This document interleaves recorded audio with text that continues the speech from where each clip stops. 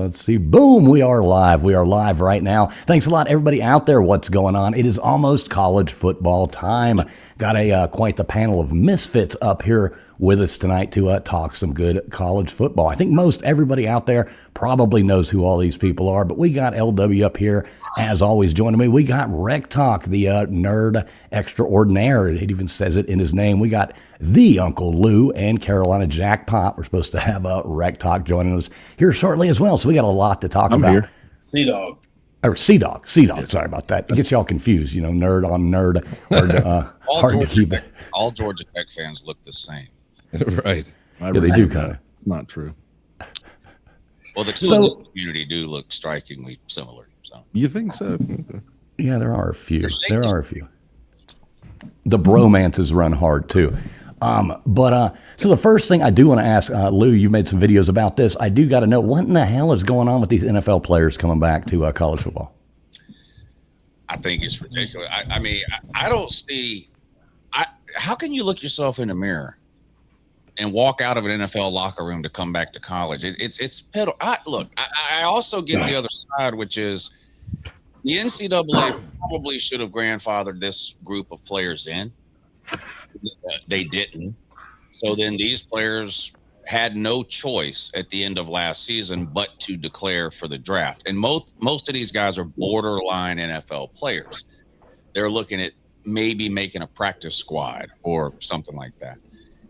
So the NCAA kind of created the problem by not grandfathering the high school class of 22 into this 5-for-5 deal.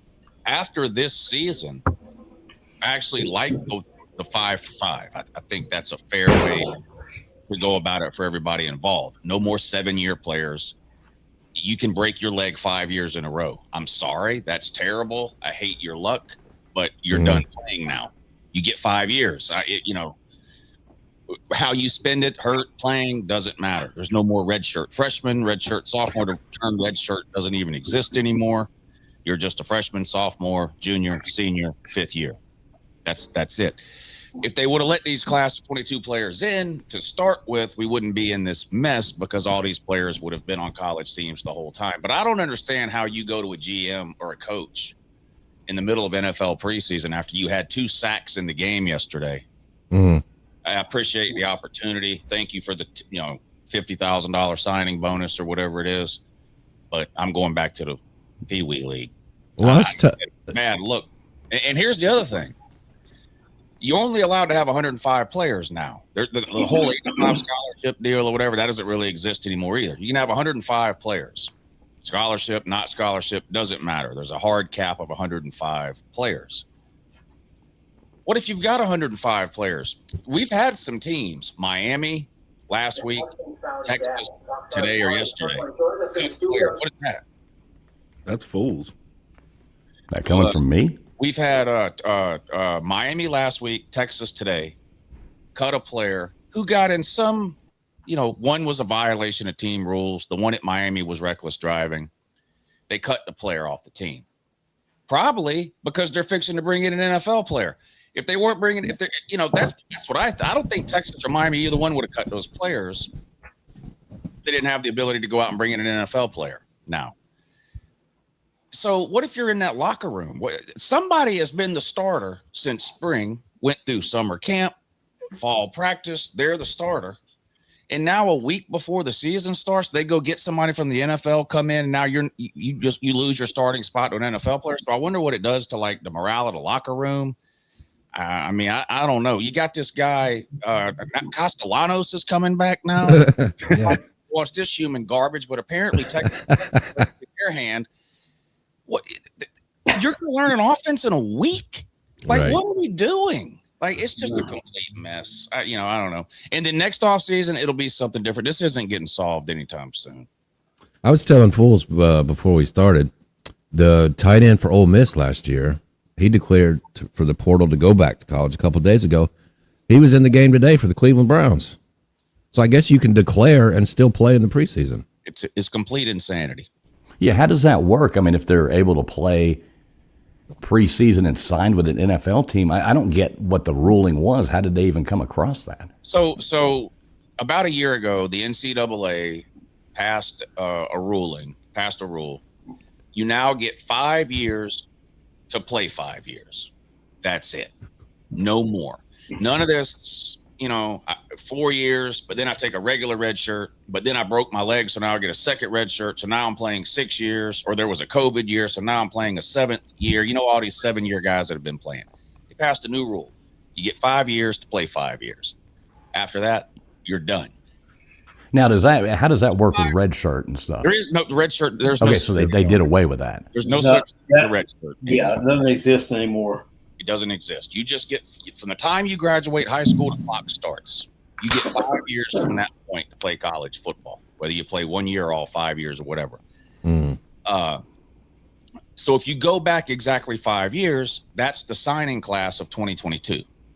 They did not grandfather that class in. So you had players that last year had been in college for 4 years, and under the new rule, they would have been allowed to play this year.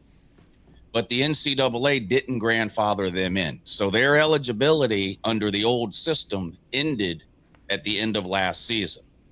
Under the new system, they would have gotten a 5th year. So they all sued, and just like every other lawsuit, the judges ruled against the NCAA and said, yes, if you were a class of 2022 high school recruit, you can play another year. So who are the judges? They're different. I mean, they're state judges in a lot of cases, friendly state judges. So this is only for 2022 though. Like next year, we won't be rolling into this again. I'm kind of behind the curve on this. Yes. So so the class of 2023, this is their 5th year, right? Or this is their 4th year.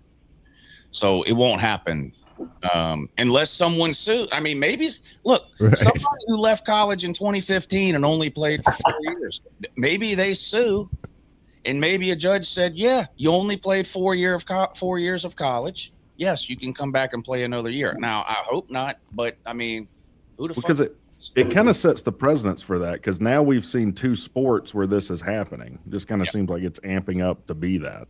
Yeah, they keep moving the marker a little bit down the road, but in the long run of it is it's getting way down the road. So you say, oh, well, it's only a class of 2022. But then to your point, what if somebody that graduated in 2019 and only played college for 4 years but washed out of the NFL now wants to come back to college at age 30? Yeah. So if we're now doing 5 to play 5, you can – so first year you can play in 12 games. Every game. It doesn't matter. You don't have to do just the 4, and the year doesn't count. None of that anymore. Yep, all that is gone. You get 5 years, and you can play all 5 if you want to. You can't, under any circumstances, get a 6th year. No medical red shirt, no regular red shirt, no hardship red shirt, nothing. You get 5 years. And you can play for 5 fair. I mean, teams, because right? you're adding the 5th year, but you're taking away all of the underlying stipulations. So, right. Yeah, I mean that. I can be on board with that. Yeah, I'm on board with that, as opposed to what we have now, which is every player that's not chaos to go to the NFL after 6 years sues and makes up a lie about how they had tonsillitis 3 years ago, like happened with Trinidad Chambliss. The guy wasn't good enough to play at a deep school in Detroit, sat out for the year, and now he went and paid a doctor somewhere to write a 4-year-old note saying he had tonsillitis 4 years ago. That's why he didn't play, because he had his tonsils removed, which is a 2-week turnaround for an 8-year-old. Never mind a 19-year-old high-level athlete. The guy just wasn't out of eligibility, so he sued and made up a story about tonsillitis. Now, because the NCAA said, no, we're not buying this crap about no tonsillitis. So he sued in the state of Mississippi. The judge was probably an Ole Miss booster or graduate, and the judge says, yeah, you can play. So that's why Trinidad Chambliss is playing this year. Meanwhile, same thing happened to Joey McGuire at Tennessee, different reason. He sued for an extra year of eligibility and lost. So there's no uniformity from state to state, conference to conference. It's just the wild fucking West. If you can find a friendly judge, you can pretty much get away with whatever you want right now. So like Megan says here, though, so are injuries completely out? So I mean, what if you get hurt? That still counts? If you get hurt in your 5th year, that still counts. I hope you graduated. All right, got some feedback coming in. Yeah, where's that feedback coming from? So is there a transfer limit? Can I play in 5 different schools, 5 different years? Well, now you're talking about the bill that is progressing through Congress. That's what addresses That's the the Save College Sports Act. Sports Act. If that passes, then we're going to go to a one-time transfer as an undergrad, one-time transfer as a post-grad. Yeah. Oh, I'm just talking about as it sits now. As it sits now, you transfer you're a free agent every year. Yeah, that's what I thought. Yeah. You can play hopscotch in schools right now. How do you feel about that? Like, I mean, it seems like bad business to me. Can't but develop that way. Yeah, you can't develop that way. You can't. I don't care what position you play. You can't 4 different offenses in 4 years. 4 different offensive. Georgia's got a running back who's at Georgia's his 4th school in 4 years. Yeah, you're seeing it affect the game. That's why no teams have good. Well, there are some outliers. That's why nobody has any good offensive lines anymore, because offensive line is a developmental position, and nobody's being developed anymore because they don't want to wait here and here. Yeah. And the chemistry part of an O-line playing together for a year or two, you're just throwing it. Texas A&M's got 4 new offensive linemen this year. They're all transfers from 4 different schools. They're all going to start. They're going to be terrible. That offensive line will be terrible. Well, you're seeing it dumb down offenses too, because you can kind of see offenses converging on a similar style now in college football, and I don't know, not as fun to watch. Yeah, snap the ball and throw it behind the line of scrimmage and screens. Yeah, somebody fast run with it. Yeah, it's high school looking shit. Yeah, I agree. All the way around, it's bad. And I'm wondering what the NFL is thinking, sitting back watching all this. Like, take for example all these players that are leaving the NFL now to come back to college after these GMs and owners have spent money and in some cases draft picks and invested time and effort and energy into these players. And now what? They're gone back to college. So then what happens next year? Do they go back into the draft? Does the team that picked them up this year but lost them back to college, do they automatically get first dibs on that? How's that going to work? All the NFL has to do is sit back and go, you know what? Fuck college football. We're going to start. We're going to start taking players out of high school. That's not a college rule. That's an NFL rule. Then NFL does that out of the kindness of their heart. Basically, the NFL tomorrow could say we're making high schoolers draft eligible. Then what are we going to do? Everybody will be James Madison. Well, the funny thing now, though, and it's kind of sad, is that, once they open Pandora's box with the NIL, hell, you got some of these players, they're making more money in college than they would getting drafted into the NFL. They make money in high school. Yeah, Miami's quarterback is making $6.5 million or something, right? Yeah. Allegedly. These players that would be on a practice squad, sort of quitting to come back to college, they're going to make more coming back to college than they would make on a practice squad in the NFL. Mm-hmm. Did anybody see the setup they had at that game between that Baylor school and that Brentwood school from Tennessee, the high school game that was on Thursday night on ESPN? No. I mean, that rivals anything I've seen in college. It's absolutely nuts. Well, yeah, I mean, Buford just spent $100 million or something on a facility. I mean, they have suites at their college or their high school stadium. Are you serious? What's the property tax rate in that county? Gwinnett is, I think, the 3rd wealthiest in the state. I think it's Fulton, then maybe Oconee might be it.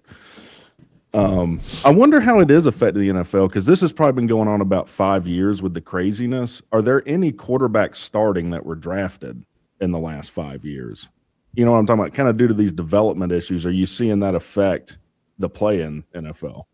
Well, I've heard it from former NFL players and former NFL coaches that's what they see is quarterbacks aren't where they need to be for the pros going through college. Because of these, you were talking about earlier, the dumbed down offenses, and we got to look at the starting 32. What do you think, CDOGG? Good to have you in here. What's up, guys? How you doing, man? You get through changing those diapers and all that kind of jazz? Yeah, a long time to see. I've been missing. It's been a busy off season for me, but at least it makes it go by fast. I hear that.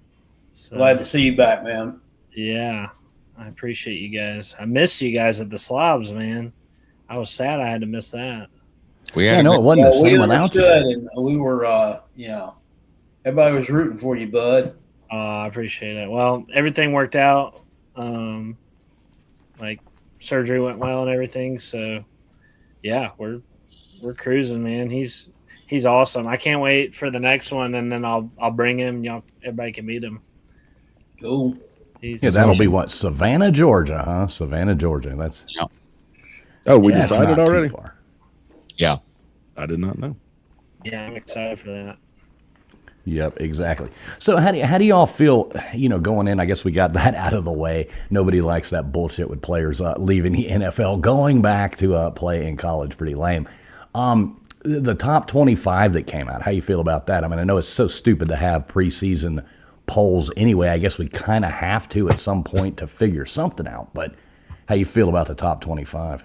I don't think it's stupid to have them. I think it's stupid that people get as upset about them as they do, especially when they get upset about like one or two spots in an AP poll that, by the way, it doesn't matter whether it's preseason or week 15. The AP poll has nothing to do with what happens to any school in college football anymore. And really, this goes for any poll. People, I can't believe this team is ranked 5th. They should be 4th. I'm like, Right. okay. Are you losing sleep over that? Like, I don't know, man. People get so bent out of shape about it. Well, it seems like you wouldn't want to be ranked. I mean, I would rather be like Miami. I'd rather be sitting at 7 than I would 5 or 4 or 3. You know what I mean? Like, you want to have to work your way up. Seems like if you're on top at the beginning, everybody's trying to beat you down from the get-go. Yeah, I guess coaches can kind of use that maybe as motivation a little, they don't respect you but that's the coaches will use anything. I mean, coaches, I don't know.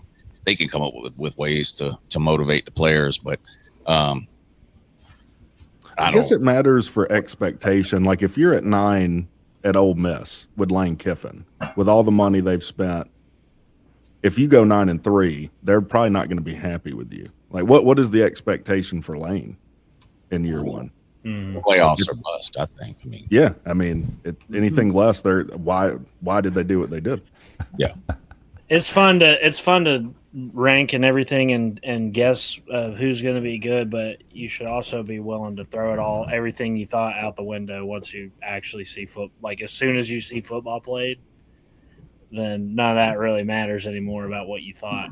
Yeah, I agree with that. And that probably is the big issue I have with the AP poll or a lot of people that put out preseason polls. I think you have to be willing to make drastic changes to your top 25 early in the season. The later you get in the season, the smaller the changes you make from week to week, because every week that goes by, you've now got an additional data point to use on every single team in the country. But like last year when Alabama lost to Florida State early in the year, I unranked Bama. Yeah. And I put Florida State at 12 or 13. Did I think it was going to finish that way? No, but I'm not guessing. I'm voting on what I've seen so far. If you're guessing, then we can just do what Josh Pate does with a power rating or whatever and put the 12 most talented rosters on paper in the playoffs at the beginning of the year and just skip the regular season. Well, the games that get played have to matter. So I agree with CDOGG there. The AP and the coaches poll, if you're ranked 5 in the preseason and you're Alabama or whatever they were ranked, 8 or 9 last year, they lose to an unranked Florida State, they drop 3 or 4 spots or something. That's insane. In week 1 or 2, you got to come out of the top 25 at that point. Florida State and Bama had the same record at that point. Florida State has to be ranked higher than Bama. They played each other, and we saw who won. So we dealt with that with the Notre Dame Miami thing at the end of last season, and it kind of. That was the same basic thing. Yeah. Alex in the chat here, my buddy, he's just making a really good point. Miami has never paid a player or tampered once. Fake. Right. Totally. So I totally agree with you, Alex. Right on. The Notre Dame people got all mad because the committee flipped things up at the end for seemingly no. But and what should have happened is that change should have happened weeks earlier.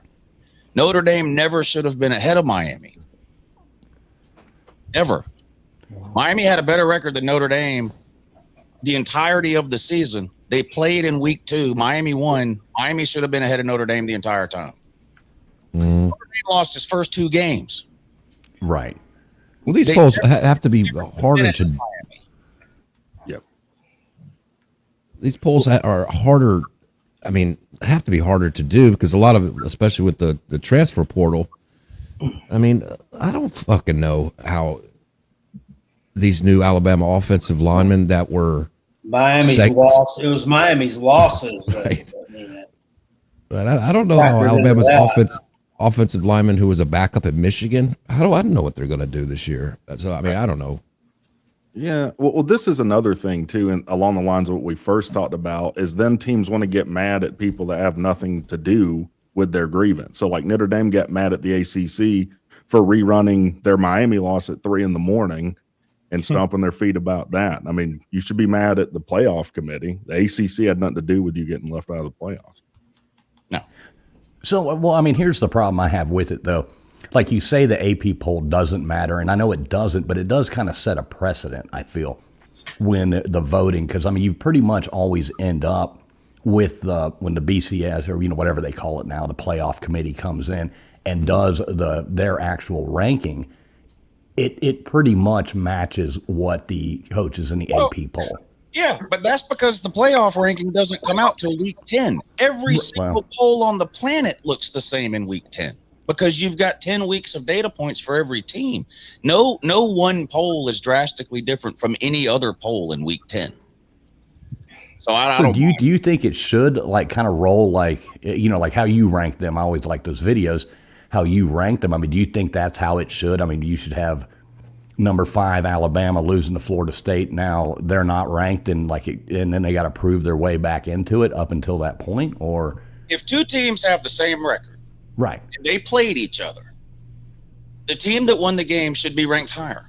Right, I agree with you. I don't just rank teams based on wins. I mean, that'd be ridiculous. If that was the case, Tulane would have been in the top 5 last year, and so would James Madison. I didn't have Vandy higher than. I don't think Vandy was better than Texas last year. So I don't just rank them by wins. But if two teams have the same record and they played, you have to rank the winning team higher. If you don't, there's no point in playing the game, and that's literally why we play the game. To get a winner and a loser. You can't reward the loser by putting them ahead of the winner if they have the same record. Now, at the end of the year, when Florida State is 5-7 and Bama's 10-2, yes, Bama's way ahead of Florida State, and they should be in that scenario. But early in the season, they played in week 2 or week 1, I think. Anyway, they played in week 1. One team is 1-0, one team is 0-1. And Team A beat Team B yesterday. You have to rank the winning team ahead. So, I don't know. Yeah, it makes sense. It would be more fun, really, if the rankings changed like that. I mean, Baker makes a good point. ESPN can just put a number by a team and hope it boosts their rating for the game. But I don't like that. It sucks when you do have that going on. And, yeah, I think they should fall out of the rankings like that. You think the AP only ranks teams so ESPN can put a number by the game? I disagree. The AP was ranking teams way before ESPN ever existed. The AP has been ranking teams since, 1939? ESPN did it in the late 70s. I mean, ESPN doesn't rank teams. Yeah, you used to have the AP and the UPI, and there's people that work for you. You have 2 different polls, but as far as the number you see next to a team when you're watching a game on TV, that's the AP ranking. The AP isn't ESPN, and I don't think the AP is only doing it. Why aren't they only doing it so Fox can put a number next to the game? Why are they only doing it so ESPN could? I know ESPN's the boogeyman and they're hiding under everybody's bed, but people are going to rank teams. I guess a good point, because I guess if that were the case and ESPN was behind it, they would underrank every Big Ten team. Right. ESPN doesn't. I mean, the AP ranking is what goes next to a team's name on every broadcast you watch until the playoff rankings come out. And then the playoff ranking number is what goes next to every team. And no, ESPN does not make the playoff rankings either. So Dave Brown says you are the Pope of college football, and I'm the devil.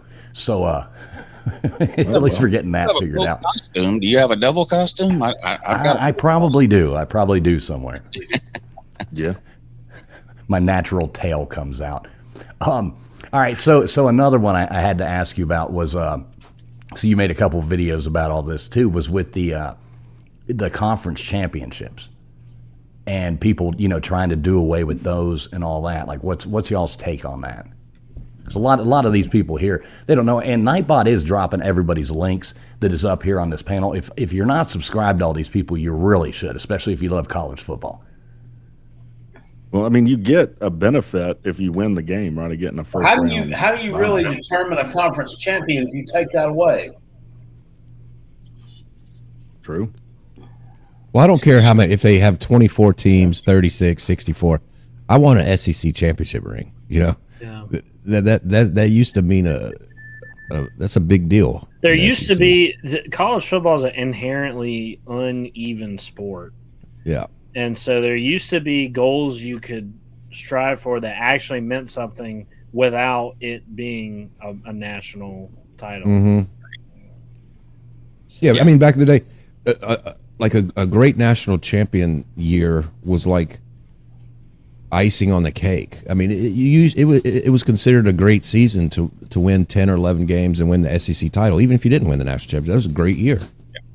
And this is why those of us that are against conference or playoff expansion are against playoff expansion, because college football is and has always been a regular season sport. It's the best regular season of any sport in the country because every game is so important. There's only 12 of them. 40 years ago, we didn't have conference champions. I hear that argument. Well, we got by fine without them 40 years ago. There was 8 teams in the SEC 40 years ago. We went to 12 and people lost their mind. Oh my God, we've got 12 teams. What are we going to do? Oh, I got it. Conference championship game. Problem solved. Then we go from 12 to 18 and we don't need the conference championship games anymore. Huh? You need them more than you needed them before. Well, they're talking about like a tournament almost, or a play-in games, like a +1 to conference championship games, right? So now we're going to be playing in the Super Bowl Sunday and stuff. That's too complicated. Yeah. I think they're trying to appease both sides of the argument. Okay, we'll keep the conference championship game, but we're going to kind of turn it into a playoff, and it'll be kind of part of so basically the first 2 rounds of the playoff would be conference games, basically. Yeah. Like 4-4-4, and the 4 conference title winners go to the Final Four, basically. I've been pushing that for 2 years. That's so easy. No committee at all. Right. And then that 10 minutes we just wasted talking about rankings is out the window. We don't have to do it anymore. There are no rankings. Top 4 teams from each conference go to the playoffs. Boom. That's it. Period. 16-team playoff. Notre Dame, shit or get off the pot. Bama goes 8-4, and they're the 5th best team in the SEC, and they're crying about how they could have won the ACC. This isn't fair. Then join the fucking ACC. Then don't finish 5th in your own conference. I don't want to hear it. That's who is still left as an independent at this point? Notre Dame. And Nobody else? I think it's UConn. Navy and stuff. Yeah, I think UConn. Navy and What Army is a? joined the American. Yeah, you're right. Okay, It's they did. American. Yeah. So is it only Notre Dame left? Here, I'll look it up. Yeah, they do need to join a Notre conference. Dame and UConn. Okay, so Those are the UConn only still is there. independents. UConn I don't care about because they're a G6 school and they should have their own playoff anyway. So what is the new way Notre I Dame don't know weaseled why their way in? UConn should be given a spot. Well, what is that new thing Notre Dame has with the 12-team playoff? If there's some kind of little, Oh, yeah. You're gonna love this. They wanted a special rule. So there's 2 new rules this year. Number 1, every Power 4 conference champion is guaranteed a playoff spot. Number 2, if Notre Dame is ranked anywhere in the top 12, they're guaranteed a playoff spot. If these new rules, TF, would have been in effect last year, Notre Dame would have been in, Miami would have been out. right? Basically, Which would that would have been bad. But the 11 and 12 team, if Notre Dame is ranked 12, the 10 and 11 team are not getting in the playoffs because the G6 is going to take one spot and Notre Dame's guaranteed. They can't take Notre Dame's spot. So the 11 is out. If Notre Dame is ranked 12, they're in, and the 11 team is not in. I made a video about this when it was going on at the end of last year. And maybe I'm an idiot. I come to that conclusion quite a bit. But they were more represented when we started all this than anyone. It was all the conference commissioners, right? And then they had their own representative just for their school. So why didn't they argue this then? I mean, these are their rules. Right. Yeah. Yeah. You're right. Notre Dame agreed to the set of rules we were going by until they finished in the top 12 and got left out of the playoffs. Until their play on the field didn't match what they agreed to. Right. And then they whined and cried. But so that makes me mad that Notre Dame bitched and moaned and wanted a change of the rules. What makes me even more mad is that all 10 conference commissioners agreed to it. Yeah, I don't get the special treatment. I don't either. I said this. I was pissed. Last year, it was a really fun time when the entirety of the college football community was hating on them. Oh, that was yeah. a good time. Right. Yeah. But I'm like, everything in the entire sport that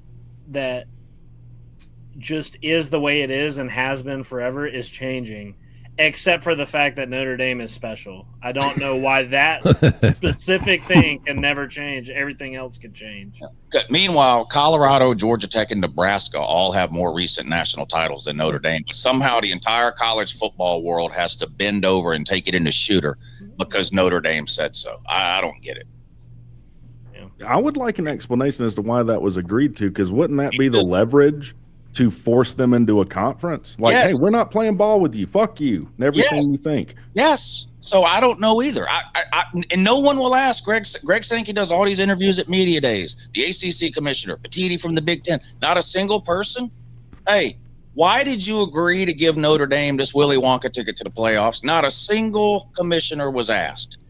But you can't make changes to the playoffs without a unanimous vote. So they all voted yes on that.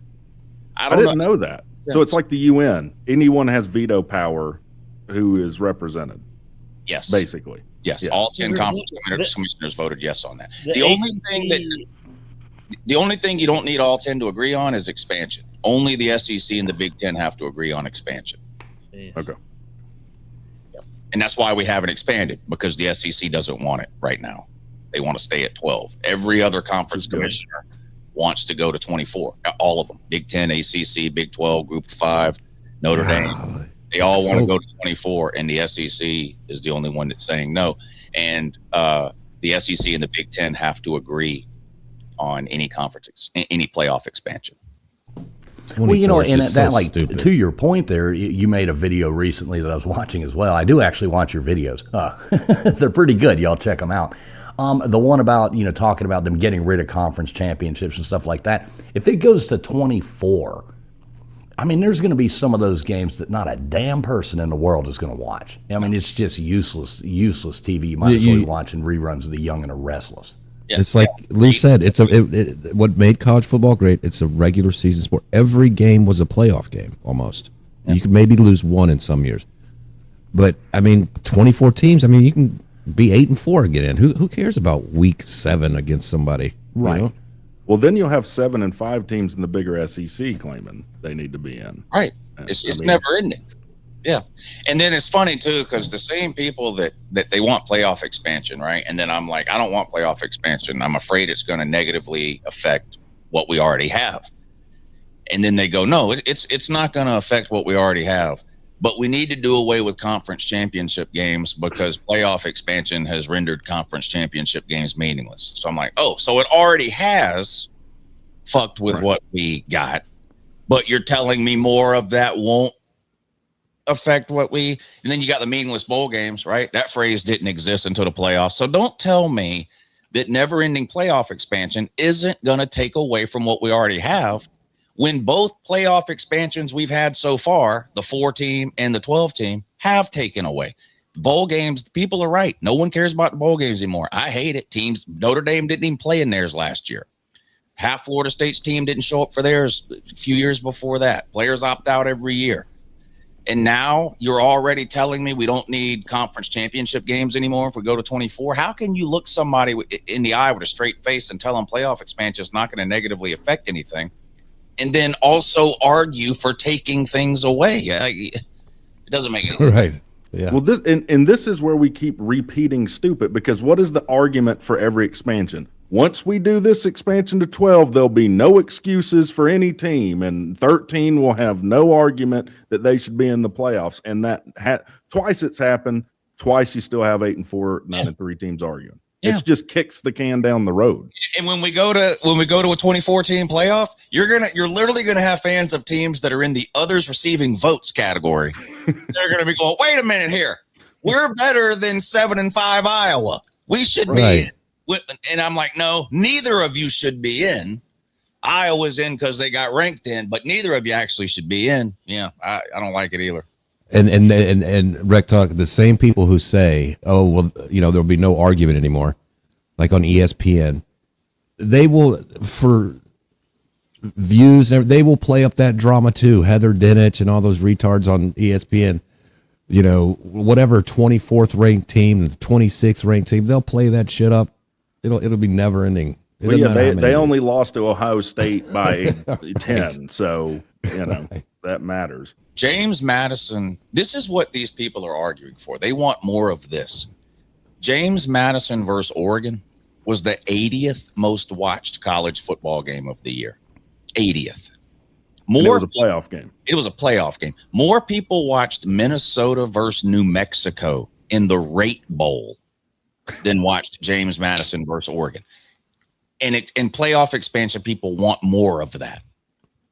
Is that why you think it won't happen? Because this has been my opinion all along. Once it starts affecting money, I think then you start seeing it roll the other way. And I'm not a conspiracy guy. I just know they're out to make money. I agree. And everybody that's in favor of it is in favor of it for that. Well, the coaches are in favor of it for self-preservation, right? All these because look, the SEC coaches have said they want expansion. It's literally only the SEC commissioner. I can understand a coach saying, I want playoff expansion. It's job security for them. That's how they look at it. The schools look at it as more TV money. But, money can't. That's such a good playoff expansion would be better for me. That's such a good point. Because you have some. Let's go to 25 regular season games and 100-team playoff, and let's make the season 9 months long. That's great for me. I'll be a millionaire in 2 years. That's great for me. But you can't fire me. I've made the playoffs 10 years in a row at 8 and 4. Somebody needs to be sitting around going, yeah, but what's best for the sport of college football? What got us this popular? And why are we destroying that at the sake of another dollar, which, by the way, still won't be enough? It still won't be enough. The SEC and the Big Ten are making between $80 and $100 million per school in TV money, and they still need $5 from me for whatever fucking new weight bench they're putting in. They're like the government. It doesn't matter how much money you give them. They're going to spend more than you give them they're going to spend 10% more than you give them, no matter how much you give them. It's never in the money. And there's only so much to go around. Like there is such a thing as saturating a market. Like this assumption that the money's going to keep skyrocketing on this vertical plane, it's not going to happen. At some point, that's going to break. Look at every industry that's ever been. They've all made this mistake, and I don't want college football to do that. Yeah, me either. You're devaluing thousands and thousands and thousands of regular season games for what? 2 or 3 extra good playoff games at the end? Because the majority of playoff games aren't good. I mean, there just aren't people to see Virginia Tech versus Iowa in a round of 24 playoff game. People just, who's asking to see that outside of Virginia Tech and Iowa fans? Right. Nobody. I don't get it. I don't get it at all. There you go. We got Jackpot back. Hey, yeah, sorry. It was sitting there just saying device not connected, so it wouldn't let me bring you back up. But yeah, I guess you reset it and came back. We're good. There we go. Rocking and rolling. Yeah, the Crentine here and the thing, talking about that. Why even have a conference at that point? I mean, if you're doing away with conference championships and you're like, that doesn't matter, then just make it a free-for-all and everybody just, They're arguing that. They're arguing for that. They Right, want which is ridiculous to me. Yeah. Which I don't want either, by the way. Oh, another part of the bill that's working its way through Congress. I don't know if it's ever going to pass or not. I have no idea on that. But to address the conference expansion thing. So this is interesting. If the bill passes, conferences are capped at 19 teams. So just think about that for a second. The Big Ten currently has 18. The SEC currently has 16. So the Big Ten could only add one more team ever. The SEC could only add 3 more. But here's the other part. If you're currently in a conference and you leave that conference, you have to go independent for 5 years. Ooh. Huh. Wow. So you got to get your own TV deal done, all that. Your own scheduling, the whole thing, 5 years. Now, people pushed back on that, so they added to it, and they said, if you leave your conference within the first 180 days, basically 6 months of the bill passing, you're exempt from that 5-year wait. So teams are going to, the minute that bill passes, teams Well, are going if you have to go independent at that point, as long as you finish in the top 12, you would make the playoffs, right? No. well, you'd have to mark it out like Notre Dame did. But the interesting thing would be, because people just assume like the ACC is going to be the next conference that gets rated, right? Okay, well, there's only 4 spots. There's only 4 spots, and let's throw Notre Dame in the mix. What if the Big Ten? If the Big Ten adds Notre Dame, they can't add anyone else. That's their 19 team. They're at their limit. The SEC can only add 3. Florida State. I mean, I'm just naming teams. Florida State, Miami, Clemson, NC State, North Carolina, Virginia Tech. Where are these teams going? Only 3 could go to the SEC. It's going to be wild if they pass that law. It's going to be a crazy 6 months because people are going to want to be first in line. They're going to be writing a check. If they want out of the conference, they're going to be writing a check same day to the ACC or wherever to get out, and they're going to be knocking on the SEC or the Big Ten's door, the Big Ten in particular, because there's only one spot there. How do those negotiations work? Because I'm not completely in the loop of that. Shit. Well, because you can't read. You know how they work. Money. Well, I'm talking about with communication. Can I reach out to Sankey and say, "Do you got a spot for me before I leave the ACC?" Conference expansion. Well, technically, the way the NCAA rules, which we can debate whether those even matter at all, but according to NCAA rules, you cannot ask a conference can't ask you to join if you're in another conference. That was my understanding. Yeah, like a tampering type of deal. But I mean, does anybody think like I mean, come on, we all know.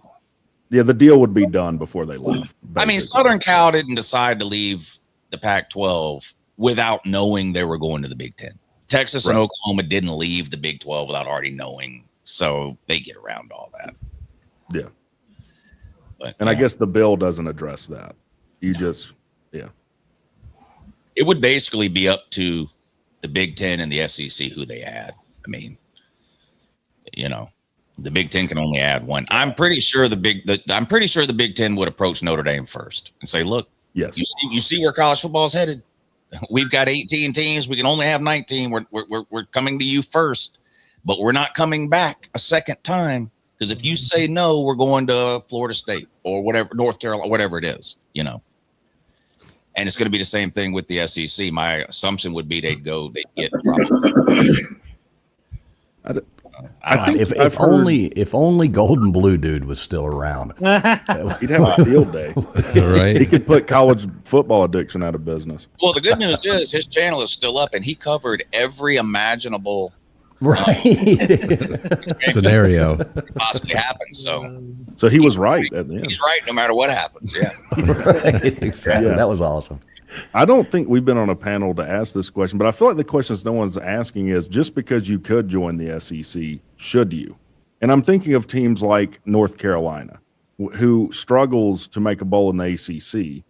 Are you better off? Like, is the money going to counteract the complete disaster that you've had as an athletic department? Like, I don't think so. here's the thing. I don't know. They would never admit it, but the head football coach of North Carolina, zero chance they would want to. Right. But the paper pushers, yeah, of course they would. All they see is, oh, we would get 90 million instead of 40 million. Yeah, let's do that. Well, do you think at all, like to that point, the pre-NIL days, you would have had more incentive to do that because more of the talent was going to the SEC just because it was the SEC. So you would have a better ability to recruit. And now it's more of a open range where, you don't know who's going to get who. It's, highest bidder all the way around. Yeah, but then, like, not to get into economics, but then you just get an inflated market. Like, the price for all these players just starts going up as all the money starts pouring in, what you're already seeing. So I don't know how many top times dogs are the only ones that can afford the elite athletes still. I don't know how many times I've seen Bama players, and it's just the name, the prestige of it, and if they played for Nick Saban or not. There were, second, third string guys who were juniors, and I'm not shitting on because there's a lot of great players that left. I wish they didn't leave, but there's a whole bunch of sophomores and juniors that got passed up on the depth chart by freshmen. There's a reason they got passed up, and the reason they went to, and they got ridiculous money to go to other places, and they never do anything over there. Sure. So it's just, you played for Alabama, and it's the transfer portal, so we'll take you. You got to be good, right? So much, it's just a lot of stupid money out there for not a lot of return. So who do you think? So I've watched some of it. Like if you had to pick your favorite, we kind of run through this. Your favorite to win out the SEC. Who do you think? Lou, you're going to go with Georgia, aren't you? No, Texas. You think Texas? Texas first, Georgia. Texas wins. They don't play in the regular. I think they're the two best teams in the SEC. They don't play in the regular season, so neither one will give the other a loss. So I think they end up in Atlanta, and I think Texas wins. What do you think, Rack? I'm not super in tune with the SEC. I just like Elko and what he's doing at A&M, and looking at their schedule. They're finishing unranked. You think so? Arkansas on the road at Missouri. Well, they got Bama at South Carolina, Tennessee at Oklahoma, Texas to end the year, which is pretty brutal. They beat two SEC teams with a winning record last year. A&M? Yes, they beat two SEC teams with a winning record. Their SEC schedule last year was a joke compared to what it is this year. They got 4 new offensive linemen. They're all transferred from different schools. Marcel Reed is an interception machine, especially in big games. And A&M plays a lot more big games this year than they played last year. I think A&M's finishing unranked 7-5. All right. Then I'm going with A&M. But I've been wrong before. Back in 2016, I picked Georgia to beat Georgia Tech. Okay. All right. CDOGG. Big mistake. What do you think, CDOGG? Who? Nobody beats us in 2016. I don't know. He knows it. He wants to see Georgia. Look at it. I'm not saying He can't say it. I'm not saying that. It's not happening. And probably Texas or hell, maybe LSU. I don't know. I think LSU is going to be they're either going to be really good or it's going to be just a total chaos, at least for the first part. I think if LSU makes the playoffs, they could win it all. I think LSU is going to get a lot better as the season goes along. So the question for me with them is, can they get through the first 6 or 7 weeks of the season with less than 2 losses? Because there's just so much new there. And, I'm just worried. And I'm also not sold on Sam Levitt, by the way. Now, if there's anybody that can squeeze the most juice out of that lemon, it's Lane Kiffin. But I'm not sold on Sam Levitt. But if they make the playoffs, then I think they could be a tough out for anybody they play. By the way, I feel the same way about Ohio State. They could miss the playoffs. Just record real is brutal.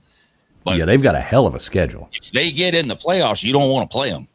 All right, that's my hot take that they missed the playoffs. Go like 9-3. They could. If there ever was a year, it's this year because that schedule. I mean, at Texas, 3 weeks in a row they play Indiana, Oregon, and Southern Cal in the middle of the season. 3 games in a row. So it's going to be rough. Michigan at the end of the year. Who do you think, Jackpot? Who's your team? Are you going to say South Carolina? Do it. Absolutely. And Yeah. I'm not trolling. I'm not being silly. Anybody that thinks that team can't make a run this year, I mean, you're absolutely dumb. Brand new offensive coordinator, brand new offensive line, a new philosophy. I mean, I am high on this team. I'm really high on this team, and I haven't been able to say that in the past few off seasons, even as a South Carolina man. But I'm psyched. I'm pumped from what I'm hearing from preseason camp. I'm just yeah. But There's a lot of people out there who are not high on Shane Beamer, and you're talking about who's going to win the SEC. What are you going on about South Carolina about? Man, they might make a bowl game. I agree with you. I'm not high on Shane Beamer myself, but sometimes these teams win in spite of that coach, not because of him. Oh, yeah. Sometimes you can Google Dan Mullen or the defensive coordinator at Indiana. The defensive coordinator in Indiana, come on, man. Yeah. Come on. Yeah. Because he's going to be in Columbia next year. Well, here's the thing with Shane Beamer. Y'all, if y'all have listened to my channel long enough, I am not a fan of Shane. In fact, I can't I can't stand him. I can't. But I'm in like a little bit of a conundrum. I think like Uncle Lou was in quite a few years ago, where, and you've got that, like you've got a coach that you really don't like, and you really can't support him, but like you can't pull for him to fail, because if he fails, your team fails, and then there you are with another losing season or another season where you don't meet your goals. So that's my thing with him. He's not the guy to lead us into the future, but we have got a ton of talent on this team. So maybe this talent can overshadow the fact that he's really not a real good coach. And then next year, maybe things fall apart and they fire him, because I mean he's gonna get fired eventually, whether it's this year if they don't make their goal, or if it's next year if they fall apart, he's gonna be gone. So I'm banking on this year that team exceeds expectations, and somehow or another he skates by until next year, and then they let him go. That's what I'm banking on. That's what I'm hoping on. Well said. I think we can all agree on one thing. Do? I mean, if Wrecktalk's been there before. I have. But I mean, you can't. I mean, you can't pull for him to underperform and just absolutely crap the bed, and it's just it's a slippery slope, my friend. Slippery slope. Real slippery. I think we can all agree that there's nothing better than a Jackpot stream at 10 o'clock at night, and South Carolina's down by 18 points playing again. The Christmas tree in the background. Buddy, do I have some good news for you? A lot of that. Yeah, Jackpot. Lou does the same thing. I think Rack, you and CDOGG do it as well. They live stream games and give their play-by-plays and stuff like that. Jackpots are golden. I will say that. When South Carolina's down, it is golden content. Yeah, no one does it like him. So who do you think's going to win the SEC? Well, you go on ahead and take it away, LW. You go there. I'm gonna go bold on this one. Okay. The only thing I'm going to base it on is it always used to matter, but I think it matters more now, is returning starters. And Luke, you can correct me if I'm wrong. Y'all have 14 returning starters? Yeah, second behind only Texas. Right. So, I mean, they won the SEC last year, and the guys they have returning, I mean, I'm just going to go with that. I think Georgia will probably win it just because of the returning starters and what they did last year. That I think in today's era, with all the transfers and stuff, that means a lot more than it used to, even though it meant a lot back then too. But I mean, I'm a Georgia fan. I want Georgia to win it, and I think they've got just as good a chance of Texas to win it. I'll admit there's a part of me that wants to see Georgia play a home playoff game so bad. that after winning the SEC 2 years in a row and not doing anything in the playoffs, would it really hurt my feelings to lose the SEC, get a home playoff game, and maybe change it up? And so it wouldn't hurt my feel. I'm not jumping out of a window if Georgia goes 11-1 but loses the SEC championship game, because I know that means they're going to be ranked or 7th and get a home playoff game. And don't we all want to see? Like I pick on Jackpot in South Carolina a lot. Can you imagine a home playoff game at South Carolina? It would be nuts. Yeah, unbelievable. And I can say that about 50 other. A home game at Clemson, a home playoff game at LSU at night. Are you kidding me? I mean, it would be. We've never seen shit like this before. We've had 2 years of it, and it's been amazing to see at Notre Dame, at Texas A&M. Home playoff, the biggest game in the history of your program ever played on at your stadium, because postseasons have always been played neutral sites. I mean, so part of me almost wants Georgia to either not even make the SEC championship, maybe go 10-2 but don't make it and get a 7 or 8 seed, 11-1 but lose the SEC championship and get a 5 or 6 seed. I'd love to see Georgia host a home playoff game, just like I'm sure every college football fan would love to see a playoff game in their home team's stadium. Well, I just want a stadium. Yeah, man. If I could just get one of those. You know who I'm thinking? So I'm gonna go off the beaten path here, and I know I'm gonna get slayed for this one, but I'm going Tennessee. I'm going Rocky Top. Lord. Here we go. Hell, I haven't said this in about an hour, but fuck Tennessee. Right there, you go. They're gonna win the SEC after losing to Georgia Tech. Now I see why you do these trivia streams at 2 in the morning. Right, exactly. Got to have something to talk about. So, as painful as this must be for Georgia Tech fans, Wrecktalk, who's going to win the ACC? Man, that's tough to say. I mean, Clemson is down. Georgia Tech loses a bunch. I mean, if you look at just returning people that return the most, that I think they have the best chance, Virginia and Pitt, I have a good chance, I think. Yeah, that's one I took there on my over-under win totals that were outliers there, Rec. I took Pitt over their win total for the year. They have almost everybody returning. They have a really low over-under win total. So, yeah, give me Pitt, man. Give me Pitt to win the ACC. Give me some Pat Narduzzi, baby. He's a good coach. He's an asshole. So you think Pitt? You think it'll end up being Collins' hand that time? Yeah, Pitt was Pat Narduzzi. Was an asshole then, but then you yeah. I made my very first video about that. What are we doing? So what do you think, CDOGG? Who's taking it? Shit, I don't know. It's not gonna be Clemson. Miami has some kind of mental block with that, so it's not gonna be them. Won't be the Jackets. Sheesh. Who knows? Maybe Duke wins it again. Pitt's not a bad pick.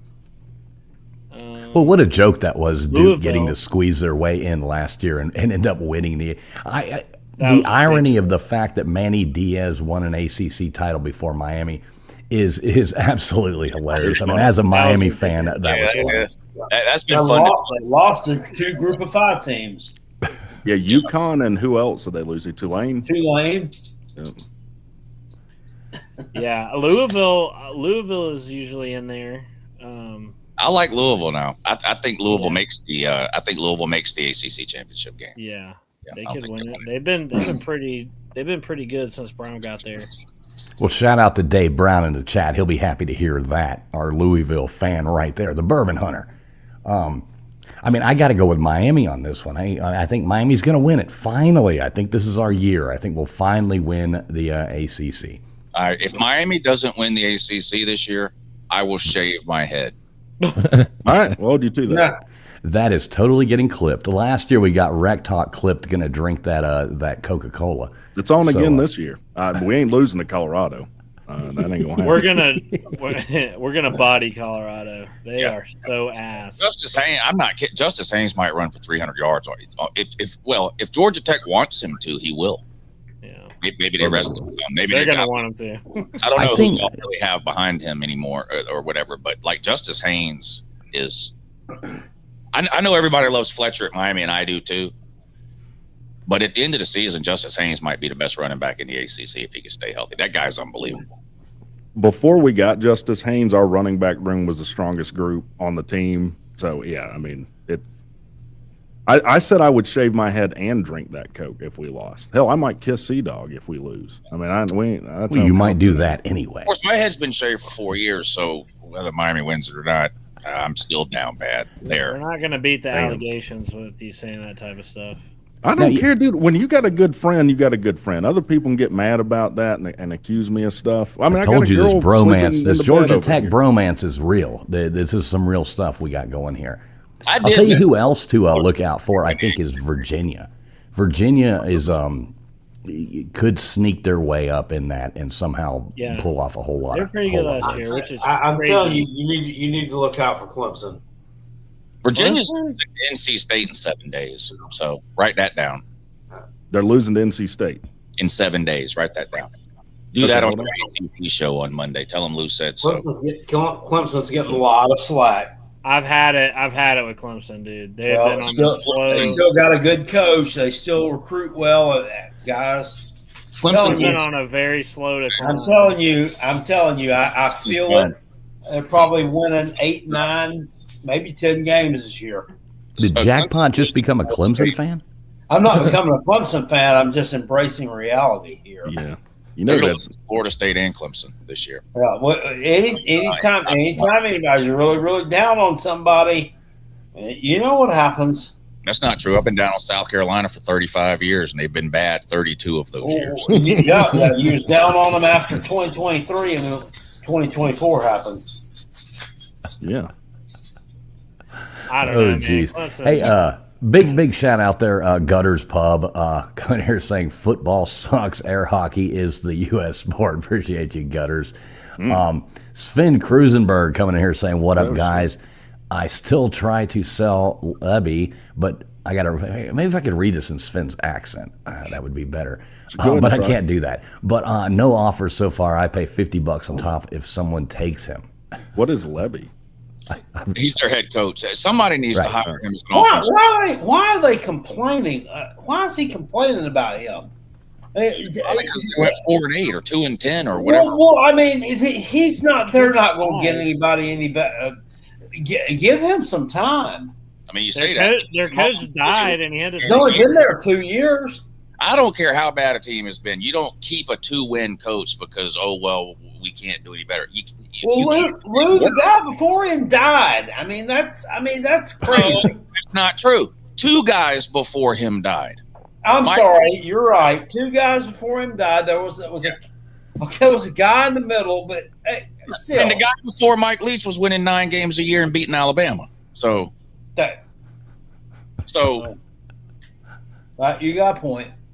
I mean, no team should settle for 2-win seasons, period. Levy's an offensive genius, though. They No. didn't win 2 games. He won 5. Or whatever. Yeah, he won 5. They did lose a bowl game to Wake Forest, which is pretty bad. But Jackpot, who's winning the ACC? Clemson. You're saying Clemson was. I'm not. No, it's not Clemson. There's 600 people. I don't think there's any way that Miami doesn't win it with the talent they've got, both lines of scrimmage and the skill guys. If they don't win it this year, I mean, good God, they've got to. Yeah, fools. Well, So if Wake you- Clemson wins it, right? Right. I'm with Lou on that. If Miami doesn't win it this year, and as a Miami fan, I hate to say that. If Miami doesn't win it this year, we're They never never going will. to fucking win it. You never will. We're never going to win last it. year. We talked about it earlier. This is probably the last year anybody can win a conference championship game. All right. Oh my God. But I do think they're winning. I bet $400 on Miami to win the ACC at -165. So it's Oh, like, so you already made the bet. yeah. What is your I love to hate on Florida State. Is there any way in hell they lose week 0? Who do they play? It's like New New Mexico. Mexico. New Mexico now. Oh, there's a way. Remember last year? See, teams like Florida State, Tennessee does this. Teams that can't win anything and have been really bad for a while, they play these bad teams. They beat them 80-0. Score up. To do it, because that's all they can do. Last year, Florida State beat Bama. Remember their 2 games after that? They played like 2 teams you never heard of before, and the total combined score, they literally scored 80 points on somebody last year, right after they beat Bama. These teams that aren't any good, Tennessee does the same thing. Then they get into conference play and can't beat a team with a winning record. Right. So Florida State will beat these bad teams bad. I think Florida State's going to be better than they were last year. Florida State's defense is legit. Yeah. Top 2 or 3 in the ACC, I think. So who do you think Miami will lose to? Look at their schedule. Notre Dame. That's it. You think that's it? Yeah. In the regular season, 11-1, loss at Notre Dame. Playing at Notre Dame's tough. Notre Dame's really good. We make fun of them the way they acted last year. That's fair game, but they're loaded. Their team is going to be great this year, and you got to play them on the road there in November. Miami doesn't have a good track record of playing cold weather games in November. Their quarterback is legit. You don't think Miami can lose Clemson? It's going to be a great game, but if I have to pick somebody right now, I would take Notre Dame at home. If the game was at Miami, I'd pick Miami. I've got Notre Dame going 12-0. I don't think they lose. You don't think Miami can lose to Clemson? It's on the road. Here in the upstate? No. Their schedule is They kind of nice. don't think they could have a little low Clemson type of game. And I mean, Miami could lose any game. Yeah, there's no way. I mean, but Miami's bad about, and this is what drives me crazy, is we go out there and win the big games, and then we'll lose to Syracuse or we'll lose some shit ass game. Georgia Tech. That ain't happening, Wrecktalk.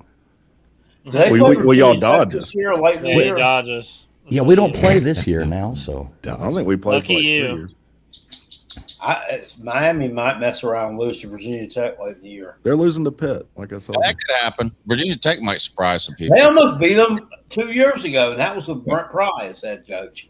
Yeah, not Clemson though. That was a crazy game where the Virginia Tech did the receiver catch the ball and it was out of bounds or something at the end of the game. It was on a Friday and it was nuts. I didn't get to see it because I was dealing with old Hurricane Helene at the time and had no power, so I couldn't watch it. But that Virginia Tech game's in Miami, though.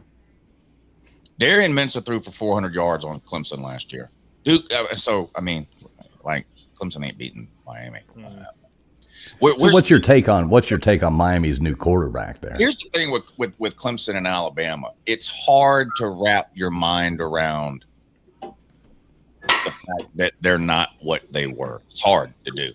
Now, Alabama's not as bad off as Clemson, but like Clemson set a team record for drafted players in April. Like they were loaded. Yeah, they had more players drafted last year than they did from the 2018 team that won the national championship. Yeah. They're starting over. They've got we don't know who the quarterback is. They got no running backs. The defense is playing on Sunday now. Now that running back they have is legit, sir. Huh? That running back they have is legit. See Yeah, he's so good that he rode the bench last year, and they moved a wide receiver to running back. They had Adam. That was Lincoln Riley stuff. Lincoln Riley's the head coach. That kid's good. He's a good player. You're thinking of Garrett Riley. Okay, sorry. Yes, Lincoln. Sorry, Lincoln, Garrett, whatever. Hey, shout out OG Lee saying go sports. Cute panel though. So look at that. She's coming in there saying some of you guys are cute. See you tomorrow. Yeah, definitely. Trivia tomorrow night. See you there. You think she's talking about me? Yeah, she probably is talking I'm about talking about me. I'm Jackpot maybe. Jackpot. There you go. You're single. Hop on that. There we go. What is it? It's called a female search. It is called a female search. All right, so here's the fun one. Tall enough to ride. Right. Here's the fun one then. Wrecktalk, who wins this year, Georgia or Georgia Tech? I'm not even answering this question. I'm not going with Georgia. I mean, what was 2016's last time we beat them? I've made a big fucking deal about it every year. Fuck Georgia Tech until they can win this game. Georgia's going to win it. CDOGG, you got to do better than this. Come on. We're gonna whoop the fuck out of them. They got it coming, dude. They are straight up evil. All right. What say you, Lou? Yeah, I'm going to have to go with Georgia here. Unlike Georgia Tech, they didn't sell their home game away, so the game's actually in Athens.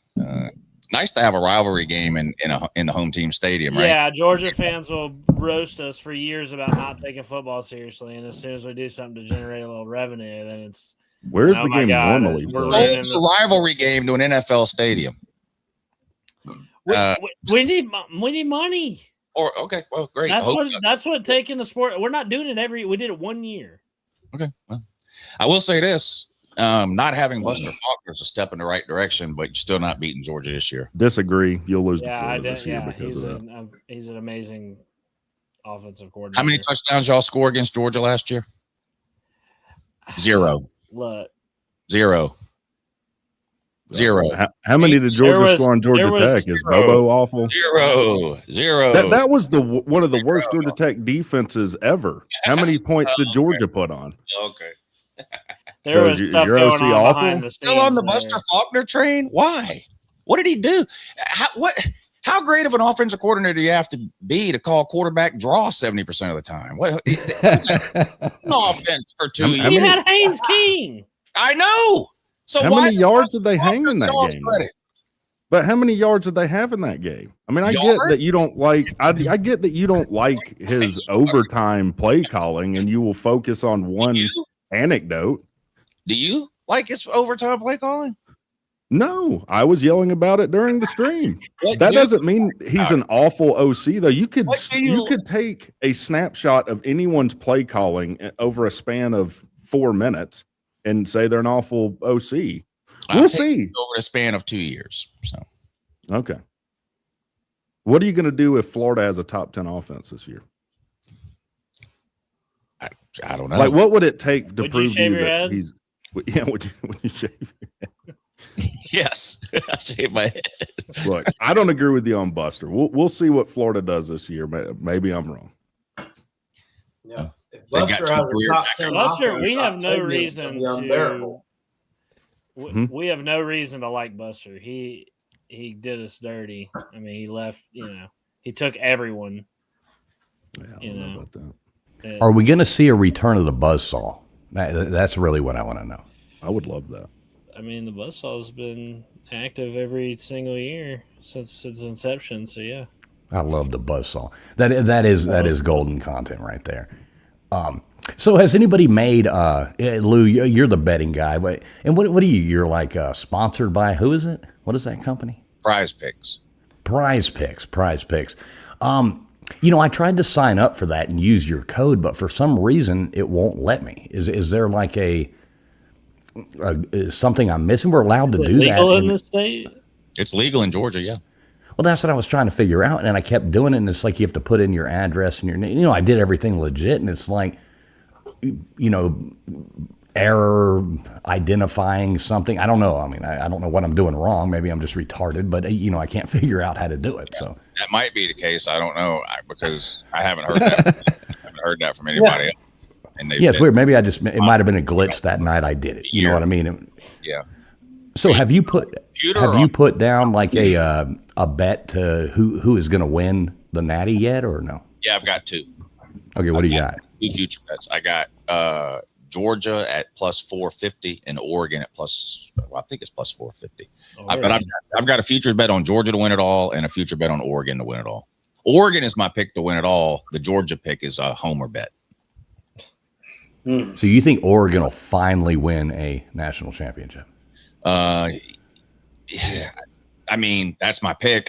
Oregon, Notre Dame. I think one of the teams and coaches that we run around saying is never going to win anything is going to win a Natty this year. Miami, Notre Dame, Oregon, Texas. One of those 4. I super appreciated last year when the last 4 teams in the playoff were like all new. That was cool. I think Notre Dame's not going to be battle tested enough. I mean, When are they? Who does Notre Dame play that's worth a damn? Nobody. Other than Miami. They've pretty much have a 3-game season, and the other 2 are like whatever. But BYU, SMU, and Miami. BYU and Notre Dame. Right. Miami. Yeah. And Navy. Yeah, I mean, the only upset you could possibly see there would be Miami, and I agree that would be probably an upset, especially Miami traveling up to Notre Dame. They could drop that game in Provo, Utah. Yeah, that's true. They could. It could happen. Mormons and the Catholics. Oh man, it's hard to find 2 losses on their schedule. Maybe somebody will drop a nuke on that game and solve a lot of the world's problems. Jesus. Come on now. Come on. Don't be taking out my Canes like that. You can take out my Catholics, but not my Canes. You got polygamy and pedophilia head to head. Just get rid of it. Oh, you're talking about the BYU Notre Dame. I thought you were talking about the Miami one. No. I'm like, okay, all right, now I get it. Y'all aren't religiously affiliated. No, not at all. There's nothing religious. Y'all in the other direction. Yeah, it's the opposite. Pastor Luther down there.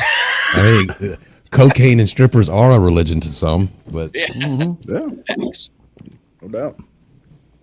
Yeah, definitely one I've tithed. The cocaine tithe. Back in the past, of course. But yeah, so LW, what you got? Come on, I know you got to throw something out here for us. who for the Natty? Yeah, what do you think? Oh man, I think it's going to be Georgia and Miami. Those would be my 2 picks. I think Oregon. My hot take is they missed the playoffs, go like 9-3. I do agree with Jackpot about Notre Dame. I think they're a really good team, but I like the returning starters with Georgia, and I like I like Miami. The trenches with Mario on the O-line. I'll say this: Georgia versus Miami would be an internet gold mine.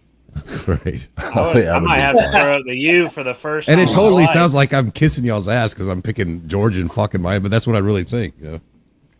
Could you imagine the conundrum CDOGG would be put in, having to sit here and watch that game? Oh, dude, I'd have my cane shades on. I'm telling you, we would be getting on great. Throw the U up. If that happens, I'm dude. buying you a hat, CDOGG. You and Wrecktalk both won. We'll go to Fools and watch that game. Yeah, you're more than welcome. If that happens, party at my house. I'll be in Vegas for the You'll Natty be game. During Oh, the really? That's Natty game, yeah. Natty game's in Vegas this year. I'll be there. Are you going to the game? I'm going to try. I mean, there's a certain price point where I've got to say no, but I'm going to try. So you're finally becoming a fan? Yeah, according to the haters, I guess you have to go to a game. This guy hasn't even been to a game. God forbid you talk college football for a living. It's going to the games, and now you're not a fan. I always love that when people troll. They get in there and they're like, you haven't been to a game or whatever. It's like, yeah, you're sitting there watching. However they fan is the only way to fan. And if you don't fan that way, you're not a real fan. So you've got the you didn't go to the school, you didn't even go there. So they obviously did. So they fan the right way. You don't because you didn't go there. You don't go to the games. I go to the games and you don't. So I'm a real fan and you're not, or whatever. Or the one where you don't even live in that state. Like you're not allowed to move. Yeah, right. Read the Constitution. There would be no Ohio State fans if that was the case. What if I told exactly? What if I told you that most college graduates in this country do not live in the state that they graduated? That's one of the points of going to college is to open up your sort of possibilities there. The goal, believe it or not, the goal is not to live in Columbus, Ohio till you die, dummy. Right, 90% of the people that are Ohio State fans are in the afternoon they're on Inglewood Beach with a metal detector in Florida. Yeah. I had somebody call me a Fairweather fan because I left in the third quarter of the game. After what game? What game? We had just thrown a pick six, and we were down 3 scores against Bowling Green. I laughed. He gets his shit from his own fans. And the guy calls me a Fairweather fan. Oh no! I'm like, how? Because you can't be a Fairweather fan when there's no fair weather. Weren't you dressed up as Buzzsaw for that one? No, it wasn't the Bowling Green game, but that guy ended up commenting on your video. I think He talked did about comment it. on my video. Yeah. Like, damn. Hey, I did see a question earlier, Little Miss Red Velvet. That's a good friend of mine across the pond over there. She's trying to figure out how to get into college football and who to root for and stuff like that. Yeah, all these people right here, and Nightbot is dropping their links, Velvet, they all stream games live. Not necessarily just their teams, but they all stream games live. So make sure you sub all them up and you can watch their live streams. Like I said, Jackpots are absolutely hilarious content if South Carolina's losing. Yep. CDOGG, Wrecktalk, same thing. Lou does a great job always doing that as well. His team normally wins, but he streams all kinds of games. So make sure you sub them up, go over there and check them out, and you'll learn a lot about college football and get it figured out. Yeah, don't And fall life. for the jackets. Just save yourself the trouble. Well, yeah, if you like pain and stuff, you root for A Trojan Vegas. man wants to know why I'm going to Vegas instead of streaming the game here. There's a big group of us that goes to Vegas every single year the week after the football season ends. And because the Natty game is in Vegas this year, we've decided to go the week of the Natty game so that we can be there for the Natty game. But normally you're right. I do stay home to stream the games. Right, which makes sense. I mean, that's what you do for a living. So Yeah. But so the national title's played on a Monday. Usually that following Saturday, we all leave. We go to Vegas for a week. Me, Pete, Paul. There's a big group of us that go. right, When I'm we going to found- make that one year. You should. It's a lot of fun. And it's kind of a good, the season's over. We can take a breath and relax a little and go blow off some steam in Vegas. And we have a great time out there. And we wait until the season's over to do it. But when we found out the national title game was going to be in Vegas, we said, why don't we move it up a week? We're still going to go on Saturday, but we'll going to go the Saturday before the Natty game. If I don't go to the game, I'm still going to stream the game, but I'll stream it from the room. Or from the sports book. No, I don't know how it would do that. You gotta have permission. You gotta have permission to do that, but not. I'll stream it from the room. Yeah. Well, yeah, didn't you almost get in a fight? Bunch of Which time? I don't. Wasn't Bunch that of you Tennessee fans. in the sports book? That was That in was- Cherokee. Yeah, and you're not allowed to film in there either. But I was in no mood for anybody to try to tell me. Yeah, what exactly happened with that? I forget. Tennessee lost to Arkansas. So the Harris in Cherokee is 45 minutes from Knoxville. So there are a ton of Tennessee fans there all the time. But especially during the college football season, there's a ton of Tennessee fans that go there to watch and gamble on the game. So if there was 1,000 people in there, 800 of them were Tennessee fans, right? And they lose to fucking Arkansas on the road. And they're beside themselves, right? And of course, I stand up and turn my cell phone on right away, and I'm screaming 1998 forever in their face and shit. I don't blame them for getting mad. Like I was really letting them have it. Rocky Flop, you'll always be last in the SEC. All that shit. 1998 forever. And yeah, one guy got a little irritated. He'd had enough. Yeah. There was a devastating hurricane that had come inland and ran through South Carolina, North Carolina, and parts of Tennessee. But of course, those flaming rednecks is like, let's go to Cherokee instead. No, we don't care anything about staying home and taking care of our homes and that, and putting everything back together. Let's go to the bar. Jackpot might be the only person I know that hates Tennessee fans more than I do. Absolutely. I loathe that. He formally debated one and put him in a locker, Yeah. didn't he? Yeah, I did. Hung up on that Connor Stallion thing. They want that to be about them so bad. It's not about you. right. They want that to be He about is still making content about that. Still, Tennessee's But- defense. we are Dog shit. 4 years out. Yeah, come on. They're so sad. They're so sad. See, I have a soft spot for Tennessee. That's one of my favorite places to go watch a game. Like I love. Have you ever gone to Neyland Stadium? Yeah. Fuck no.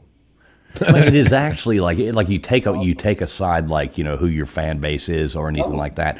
That is a really fun stadium to go to. Neyland Stadium in the state of Tennessee is great, as long as you take all the people out of it. That's right. It's wonderful. Look at the surroundings, the mountains, and all this. Oh yeah, I love it here. And oh god damn, there's actually people here. I don't like them. It's a fun place to go. Definitely a fun place to go. I like Knoxville. I love that town. It's a nice little town. I like Knoxville, Tennessee. Fuck Tennessee. Yeah, and I'm sure I would hear that from a Alabama fan up there. Yes. Rainbow. So how you think? Let's talk about Alabama here. We'll get out of here before too much longer.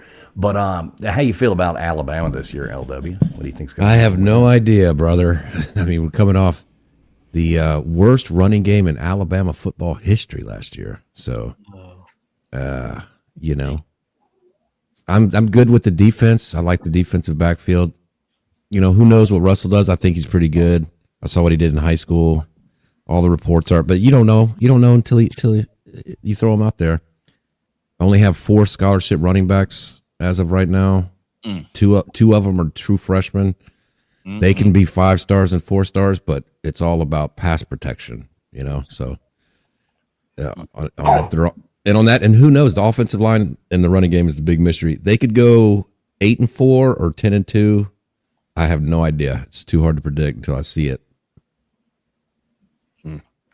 I like Katie's comment here. Don't forget your mustard. But so how you feel about Alabama, Lou? I agree with him on the running game concerns. It's alarming. That's the bad news. The worst news is they did just name Anthony Richardson. I mean, oh, come on now. I mean, you don't wish that on me, tweet. Ricky Bobby. I've got concerns about Alabama. Ryan Williams cannot be counted on. When he's on, he's great, but the guy disappears for 2 and 3 weeks at a time. Jeremy Bernard was their best offensive player by a mile last year. He's gone. Yeah, tight end was the second best player. He's gone. Daniel Hill's not a good running back. He's your leading returning rusher. So unless one of those young guys is any good. And then I don't know what they did to fix the offensive line. They brought in a new offensive line coach. I don't know if that's enough. Now, seriously, if they are going to struggle to run the ball again, it helps in those situations to have a quarterback that can run. And they didn't have that last year with Ty Simpson. Now, Ty Simpson was amazing. Without Ty Simpson last year, they're a 7-5 team. He was unbelievable. Like the 5 seconds pre-snap and the 5 seconds post-snap, decision-making shit, timing, getting the ball out. Like, he was amazing at that. But he couldn't run around. I do think Keelan Russell will give them something there that they didn't have last year. And I agree with you on the defense. I think the defense is going to keep them in almost every game they play. Yeah. And I kind of have the same floor and ceiling as you. I can see an 8-4 season. They've got some difficult games. If Keelan Russell doesn't play like a first-year starter, but if he plays at a high level and they figure out some kind of a running game, I could definitely see 10-2 or even 11-1 and making the SEC championship game. I do think Georgia goes in there and beats them this year. Yeah, I've got that as a loss. I do think that, and I've been pretty accurate on picking those games here lately. I picked Alabama 2 years ago in Tuscaloosa. I picked Alabama last year in Athens, and then I picked Georgia in the SEC championship game. So I've hit 3 picks in a row in the Georgia Bama series. I'm hoping to make it 4 because I am tired of losing to Bama. It's I'd almost. I mean, they've had your number for years and years. All order. Yeah, forget the overall record. You're telling me we're going, 10-2. Okay, I'd almost rather say, okay, can we beat Bama even if we end up losing to Florida or something? Which sounds weird, but I'm tired of losing. And I know we beat them in the SEC title game, but I mean, overall, they've had Georgia's number just for whatever reason. And Georgia has had the better team in a lot of those years that they've lost, but for whatever reason, they found ways to lose that game. But I do think they win this year in Tuscaloosa. I think Georgia will lose on the road at Ole Miss. I think, but I don't get that, Lou. What? I mean, with the Ole Miss thing, I think they fall apart this year. That's possible. They could start 1-3. I mean, Look, we don't know what Pete Golding is. No, I agree with you. Yeah. I'm scarred from Trinidad Chambliss. I will admit it. I watched Trinidad Chambliss do things to Georgia defensively in that Sugar Bowl last year that still have me shaking my head. It was unbelievable. But I also agree with you. Even if Pete Golding ends up being a good head coach, he ain't Lane Kiffin. Sorry. And I don't like Lane Kiffin, but the guys, I mean, what else can Lane Kiffin do? He got Ole Miss to the fucking playoffs. This team hasn't won anything since the 60s. You know what I'm saying? I mean, they've just been a doormat. So I can't help but be a believer. I don't like Urban Meyer either, but the guy's a hell of a football coach. Like, so is Lane Kiffin. So even if Pete Golding's good, I don't think he's that good. So I agree they could fall off. But Ole Miss is another team. They've I think Alabama, LSU, and Ole Miss are the only teams Kirby has a losing record to. Yeah, it's so crazy to see, like, and these people talk about the CDOGG, Wrecktalk, even Carolina Jackpot. You probably appreciate this, but like having been, these teams that have just gotten beaten up by everybody, and now you're looking at like how the mighty have fallen with teams like Alabama under Saban, to where it was just every year it was going to be like, oh yeah, they're going to be in the top 5. It just didn't matter. You knew they were going to be, and now you watch them; they're struggling, and that's the one thing NIL that I like about it. We get more parity out of college football, but it's not like we were 4-8. I mean, come on. You what now? I said it's not like we were 4-8. I mean, well, I don't know. I do see a comment up here saying that you were going to be the new Texas A&M. So DeBoer has lost 4 games in each of his first 2 seasons at Bama. Right. Bama had not lost 4 games since 2007.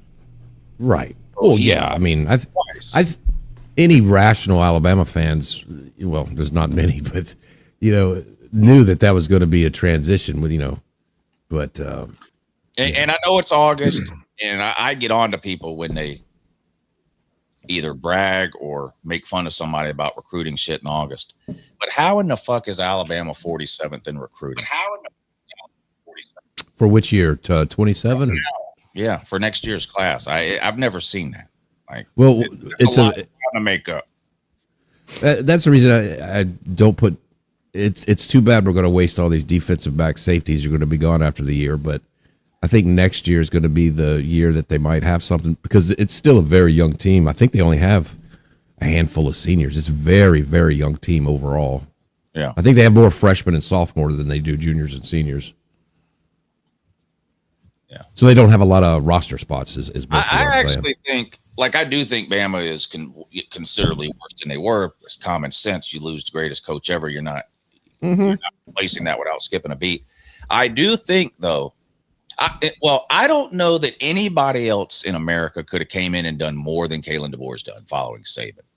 Those shoes cannot be filled. The pressure there coming after that, I don't care. You could have brought in Urban Meyer. You could have brought in, you name it. Kirby Smart could have left Georgia and went there. You name it. You don't want to be the guy that comes after the guy. You want to be the guy that comes after the guy that comes after the guy. And it's a whole different style. I mean, it was, Alabama was going with the big 350-pound offensive lineman like Proctor with Milroe as quarterback. Yeah. And then you switch it over to Kalen DeBoer, I don't like it doesn't fit for Alabama. It seems too West Coasty and soft. You got players running around with painted fingernails and teddy bears. Yeah, that was bad. -3 yards rushing in a conference championship game. Right. That is not. I don't like that. That doesn't look good. Yeah, I never understood the teddy bear and the nail paint. That one kind of threw me off, but is there I didn't know they allowed that in Alabama. The teddy bear is literally an emotional support. It's no different than people that drag their dog around or whatever. Got issues. Yeah. Man. Have you ever been on a plane and you had to sit next to somebody with one of their support animals? That can get very annoying. I don't know. Yeah, and I don't know what you think, LW, but we got 3 players from Alabama, and Jalen Mbakwe was in an interview saying, like, the practices with Key are a lot more professional, a lot more intense. So I don't know if there's something that he's doing that isn't preparing them enough or not.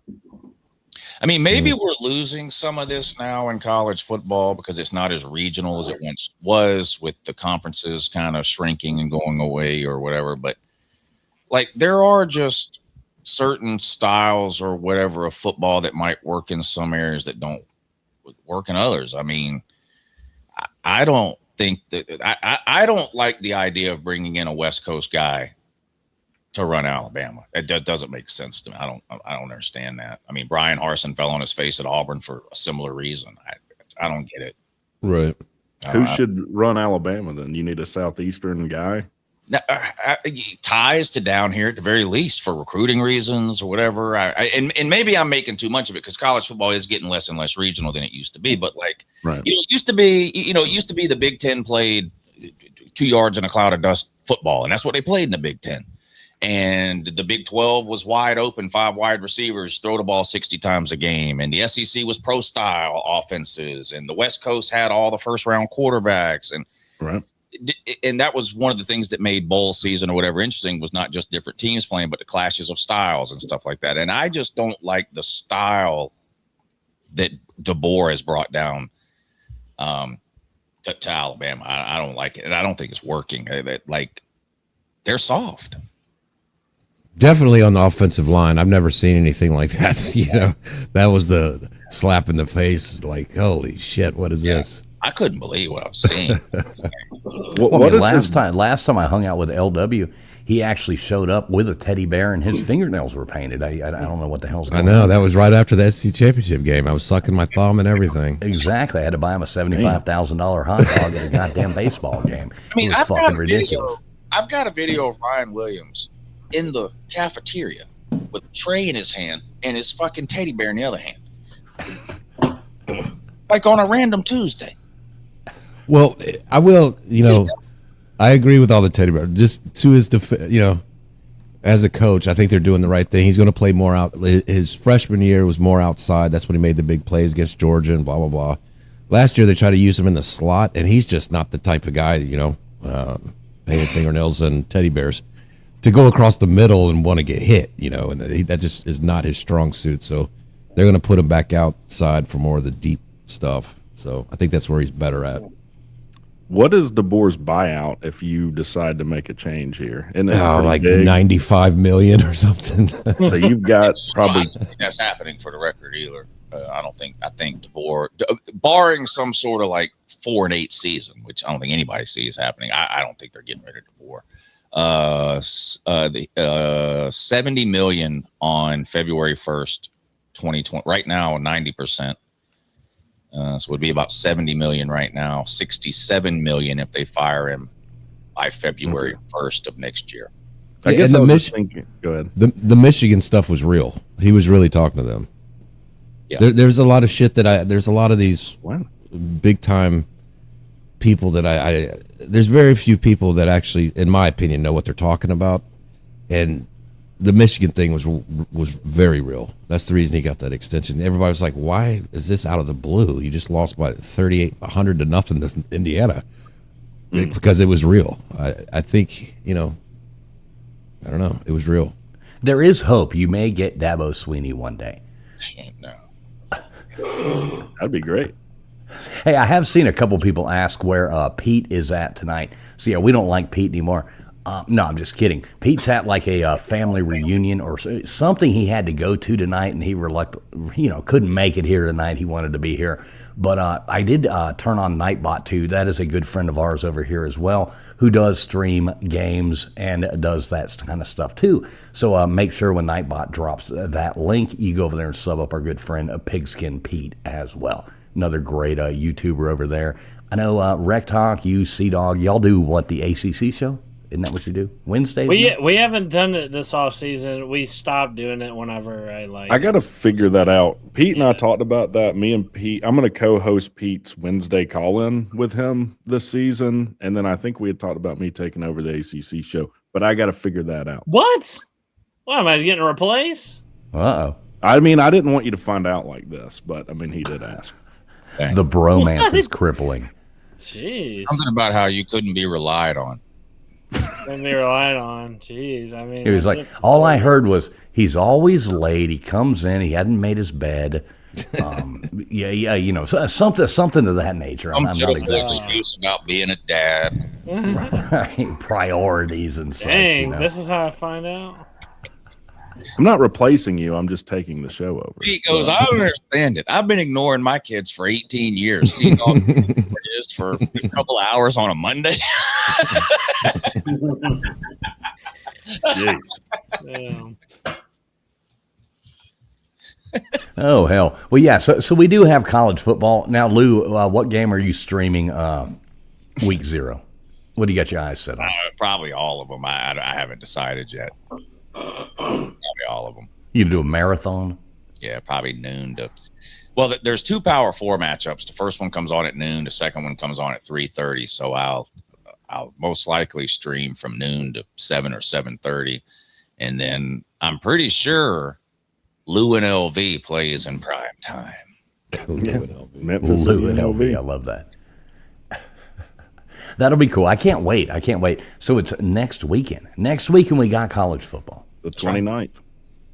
Holy shit. It goes by fast. I hate to wish away summer and look forward to college football, but yeah, it will be here, so can't wait. I got to figure out which streaming service I'm going to go with this year.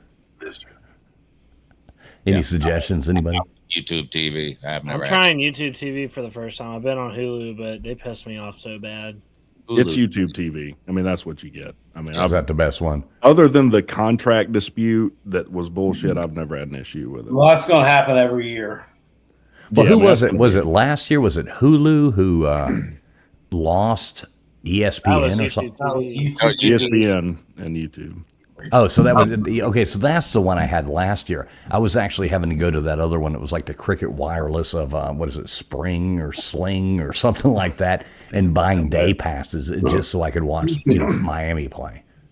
You lose your YouTube TV access. You have to go to the ESPN app to watch all the games, and when that happens, they time out, and like you go right back to the home screen. It was really aggravating for me. Yeah, The ESPN app is dog shit. It's Yeah. horrible. Yeah, I'll say that it is. Horrible. You talk about a big company like that, it is the shits. Yeah, it's terrible. Well, you think they'd have it ready to go once that contract fell through? Like, this is your opportunity. Yeah. But it was. They dropped the ball. Yeah, they could have sucked up a lot of customers, but they dropped the ball with that shitty fucking app. It's terrible. And those contract disputes suck, but this has been happening for 40 years. If you have cable, it happens. If you have satellite TV, it happens. Any streaming. Every time these contracts come up between the provider and the network, and they always time it. They always time it around the Super Bowl, the Masters, the start of college football It season. happened. It happened in the COVID. Well, not the COVID, but the next year, the 2021, like right before the bowl season, right the day before the bowl game started.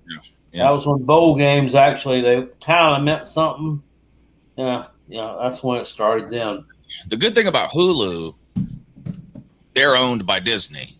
So if you have Hulu, you'll never lose ESPN because they're never going to have a contract dispute with themselves. Right. But you'll lose Fox every time that contract comes up. You'll lose NBC every time that contract comes, whatever the FS1. so you can't watch Notre Dame game. Yeah, and you have to use Hulu. Yeah, Hulu doo-doo is terrible. It's just barely a step above ESPN. They make you watch, if you record something, they make you watch ads. They Yeah. don't let you skip the ads. It's so bad. It makes me want to set my You know, TV and, on and fire. aren't they the one? I think it's Hulu that has the when the commercial starts, the commercial doesn't even play. It gives you 2 options, and you have to choose one. Yeah. You have to pick which commercial you want to watch, or none of them play, and it delays you getting back to what you were watching. You have to literally pick up the remote and press OK. Yeah, that's one of the dumbest things I've ever Oh seen in my God, I life. hate that. Yeah, You sit there and you look, and it's like a family at a park, sitting there doing this, and you look at the other one, it's like, you're at the grocery store, and it's like, Yeah. which ad do you prefer? And I'm like, I don't fucking prefer either one of them. I tell you what, every dime that I make over here on YouTube, which is not a lot, I give right back to them because I pay extra to get the damn YouTube premium so I can put it on as many TVs as I want to. And then That's I pay 20. extra to get YouTube premium so I don't have to watch those stupid ads when I'm listening to something on YouTube. So that's 20, 40, 50, 60, $80 a month. And then the YouTube TV. So You're Well, basically you, all YouTube just my money back. yeah, between YouTube TV and YouTube Premium, that's like $110 right there. Yep. Man, you got to help us out. And it ain't just football. I gotta Go go. ahead. It's getting past. Yeah, we're about to wrap this up anyway. Let's bolt out of here. Lou, everybody go over there and sub up Uncle Lou, man. We appreciate you coming up here with us.